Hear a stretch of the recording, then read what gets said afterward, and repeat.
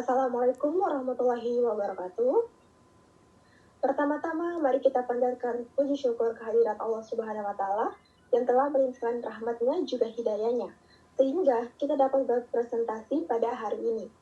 Terima kasih juga kepada guru pembimbing mata pelajaran pendidikan kewarganegaraan, Ibu Hasinda Hasanuddin. Kami dari kelompok 5, perkenalkan nama saya Nara Syakila, selaku moderator yang akan memimpin jalannya presentasi kali ini. Adapun yang akan kita presentasikan yaitu mengenai perjanjian internasional yang akan dibacakan oleh teman saya persilahkan. Baik, bismillahirrahmanirrahim. Perkenalkan, nama saya Nur Hairana Prilia Hamdan. Saya selaku pembaca pertama ingin mendeskripsikan definisi perjanjian internasional. Nah, perjanjian internasional adalah perjanjian atau kesepakatan yang diadakan oleh dua negara atau lebih yang bertujuan untuk melahirkan akibat-akibat hukum tertentu. Nah, perjanjian internasional harus memperhitungkan kebijakan, kedaulatan, dan politik luar negeri negara yang terlibat dalam perjanjian tersebut. Nah, dalam suatu perjanjian internasional dikenal dengan asas pasca sunt servanda, yang artinya setiap negara ikut dalam perjanjian harus menaati dan menghormati ketentuan atau materi-materi pokok perjanjian tersebut. Dalam perjanjian internasional juga harus memperhatikan keuntungan dan manfaat dari perjanjian tersebut dan harus juga berbentuk tertulis agar dapat dijadikan bukti bahwa perjanjian tersebut memang ada dan benar merupakan hasil dari kesepakatan para negara. Dan adapun juga istilah-istilah perjanjian internasional yaitu traktat, perjanjian yang bersifat politis yang memuat materi mengatur tentang masalah perdamaian. Yang kedua, konvensi persetujuan formal yang bersifat mengikat yang dibuat secara bersama.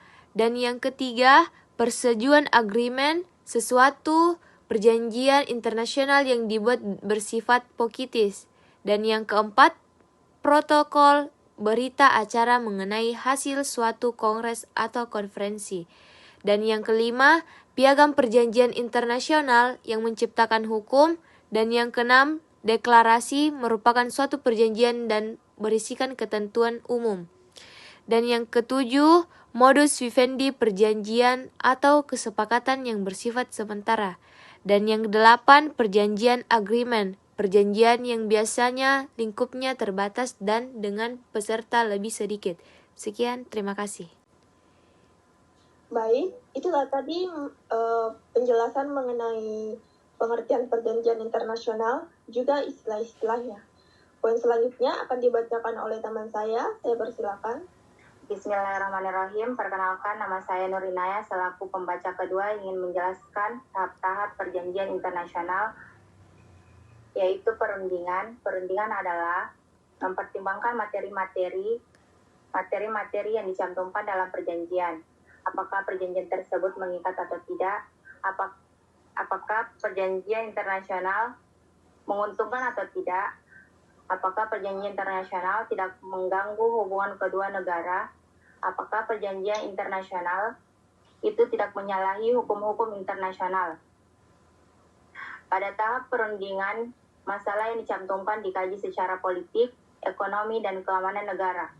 Perundingan dalam perjanjian internasional yang melibatkan dua negara disebut talks, sedangkan yang melibatkan banyak negara disebut diplomatic conference. Yang kedua, penandatanganan. Jika negara-negara sudah sepakat terhadap materi-materi yang dibicarakan dalam perundingan, penandatangan akan menentukan apakah perjanjian tersebut mengikat atau tidak. Yang ketiga, pengesahan.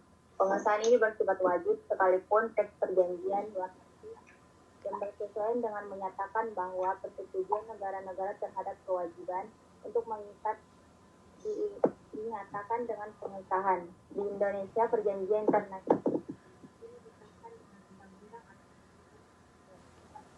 Padahal perjanjian internasional yaitu adanya penipuan, kecurangan, 3 paksaan, 4. Adanya perubahan yang mendasar yang mempengaruhi pertimbangan pelaksanaan perjanjian yang tidak disetujui oleh pihak-pihak tertentu yang tiap perbuatannya melanggar hukum yang membawa kerugian pada orang lain. Sekian dari saya. Baik, sekian penjelasan dari teman saya mengenai tahapan perjanjian internasional dan juga batalnya perjanjian internasional.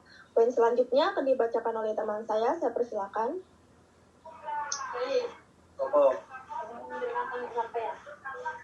Baik, terima kasih. Assalamualaikum warahmatullahi wabarakatuh. Perkenalkan, saya Bias Kemala. Saya akan memaparkan materi tentang berakhirnya perjanjian internasional. Ada juga beberapa hal yang menjadi berakhirnya perjanjian internasional antar negara. Yang pertama, apabila telah tercapai tujuan yang hak oleh dua negara atau lebih. Yang kedua, masa berlaku perjanjian tidak habis. Yang ketiga, negara yang terlibat dalam perjanjian tidak lagi memiliki kedaulatan. Keempat, adanya persetujuan dari negara peserta untuk mengakhiri perjanjian. Kelima, adanya perjanjian baru yang bersifat meniadakan perjanjian terdahulu. Keenam, diperbarui syarat-syarat tentang pengakhiran perjanjian sesuai dengan ketentuan perjanjian itu sendiri. Ketujuh, diakhirnya perjanjian secara sepihak oleh suatu peserta dan diterimanya pengakhiran itu oleh pihak lain. Selanjutnya, macam-macam perjanjian internasional. Yang pertama, dilihat dari jumlah negara yang terlibat, yaitu perjanjian bilateral yang diikuti oleh dua